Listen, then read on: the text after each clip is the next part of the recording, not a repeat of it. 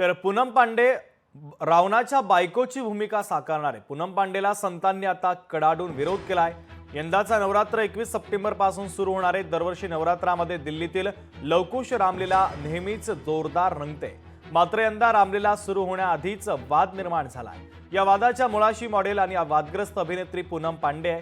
अभिनेत्री पूनम पांडे रावणाच्या पत्नीची म्हणजेच मंदोदरीची भूमिका साकारणार आहे। तर या संदर्भात नुकतंच जाहीर करण्यात आलं होतं, मात्र त्यानंतर वाद उफाळून आलेला आहे।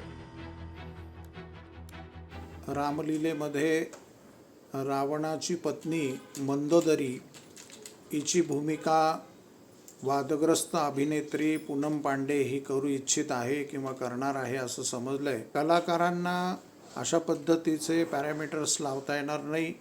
चित्रपट सृष्टीमध्ये देखील अनेक नैतिक आणि अनैतिक चित्रपट आणि चित्रपट अभिनेत्रे आहेत। याचा अर्थ असा नव्हे की प्रत्येकालाच अशा पद्धतीचे जर आपण नियम लावू लागलो तर एक वेगळाच संदेश त्यामध्ये जाईल। त्यामुळे ती जर त्याचा अभिनय करत असेल तर मला याच्याकडे थोडंसं वाईडर दृष्टीने पाहिलं पाहिजे, सामाजिक दृष्टिकोनातनं पाहिलं पाहिजे। लोकशाही मराठी ऐका, पहा, जागरूक रहा।